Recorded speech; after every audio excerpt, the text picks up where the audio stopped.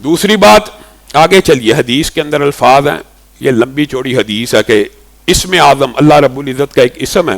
جس کے ذریعے اللہ سے جو چیز بھی مانگی جائے اللہ تعالیٰ فی الفور عطا فرما دیتے ہیں. اور حدیث میں آتا ہے آیت الکرسی میں وانات الوجوہ للحی القیوم میں ہے، فلاں صورت میں. تو محدثین نے اور علماء نے اس حوالے سے علماء کا ایک قول ملتا ہے،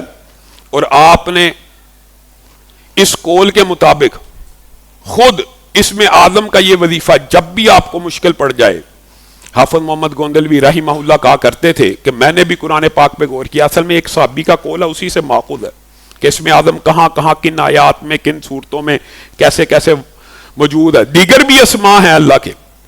جن کے ذریعے دعا قبول ہوتی ہے. ان میں سے ایک بہترین وظیفہ یہ ہے بسم اللہ الرحمن الرحیم الف لام میم اللہ لا الہ الا هو الحی القیوم یا واحد یا ذا الجلال والاکرام. بڑے بڑے کبار علماء کا یہ موقف ہے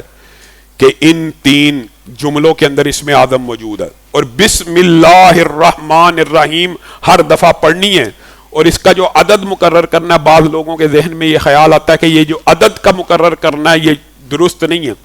جبکہ عدد کا مقرر کرنا بعین تشخیص کی طرح ہے کہ جیسے ڈاکٹر کہتا ہے کہ یہ 2 گولیاں کھاؤ گے تو آرام آ جائے گا، یہ 3 کھاؤ گے تو آرام آ جائے گا، یہ 1 کھاؤ گے. تو عدد کا تعین کثرت کی بنا پہ ہوتا ہے کہ اگر یہ عدد 313 مرتبہ جو ابتدائے کثرت ہے آپ وہ پڑھیں گے تو اللہ رب العزت کو اس نام کے واسطے سے جو بھی دعا کریں گے اللہ رب العزت سن لے گا. یعنی بسم اللہ الرحمن الرحیم الف لام میم اللہ لا الہ الا هو الحی القیوم یا واحد یا ذا الجلال والاکرام 313 مرتبہ پڑھ کے آپ جو بھی دعا کریں گے اللہ رب العزت قبول کرے گا. یہ اس لیے نہ شرک ہے نہ بدعت ہے کیونکہ تعویذ اور رقیہ شریعہ کے اندر ایک ہی اصول ہے.